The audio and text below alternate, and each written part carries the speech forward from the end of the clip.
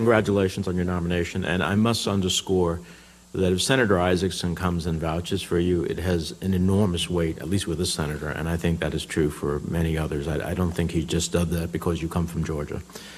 So that's very meaningful. You and I had a good conversation. I just want to follow up on a couple of the things that we talked about.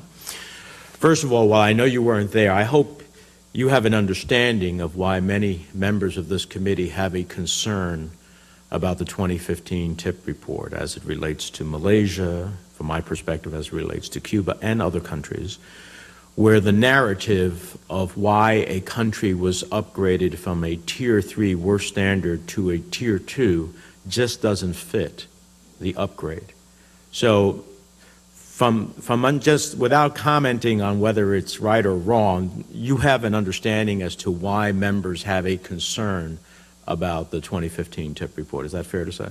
Yes, it is, Senator. I've been following all of your hearings on this matter and reading the articles as well. Okay. Hopefully it's not in the reruns at night on C-SPAN where you're, let me ask you, knowing what the concerns are as it relates to the upgrade, how do you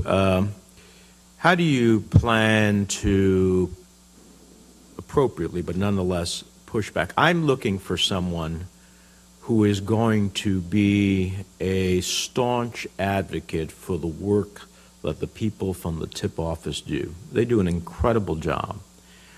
I think it's difficult when your work gets crushed from up above to still have the passion and the commitment. It has to be diminished somewhat. And so this office needs a leader who will not only lead in the work and make sure that the information is as full and as transparent and as powerful to reflect the realities of a given country, but it also needs a leader at the table inside of the department, whereas has been said by Senator Cardin, there are competing interests.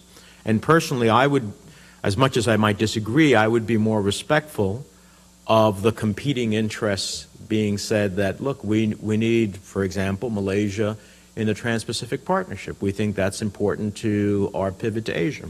I might disagree with that, but at least I respect that. We need this country because we have a security objective. So I can understand those. I cannot understand when we are told carte blanche that, in fact, there's upgrades because they did the right thing. I find that really hard to believe.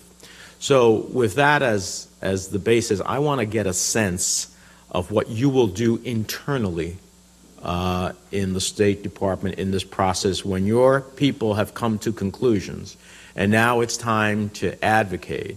How strong of an advocate will you be, understanding that you will have superiors that may have a different view? I just want to get a sense of that from you.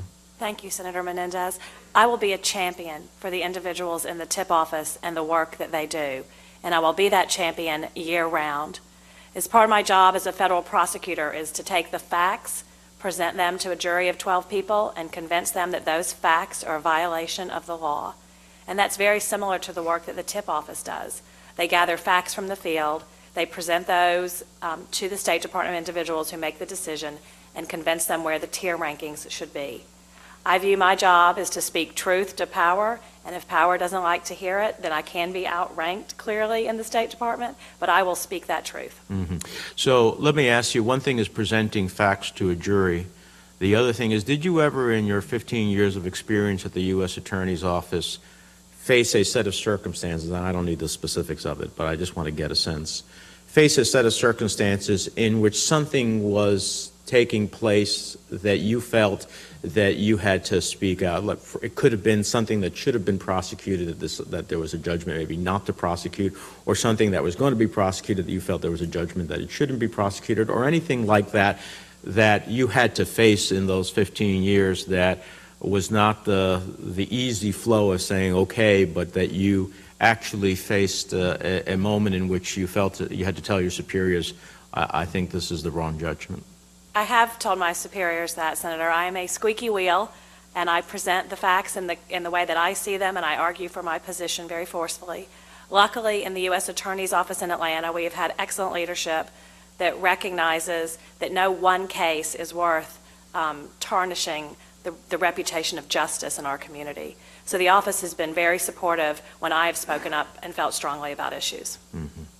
Let me ask you, will you work, I heard your answer to Senator Corker, but I want to understand, if this committee and members ask for information, will you be willingly disposed to give that information to members of this committee as we are making decisions? I am committed to open dialogue with this committee throughout the year, not just right before the TIP report is released, and I look forward to working with the committee. And so, am I to take away from your answers that underneath that Southern genteelness that I gather from you, there is an iron will to do what is right here? There is an iron will to do what is right because of the individuals that I have met in trafficking cases. They don't have a voice. You senators are their voice, and I will remind you of that, just as you've reminded me of my responsibilities. All right. Then with that understanding, I look forward to supporting your nomination. Thank you, Senator Menendez. And I might add, behind that New Jersey tough accent, there's a guy that actually cares about people in this type of situation.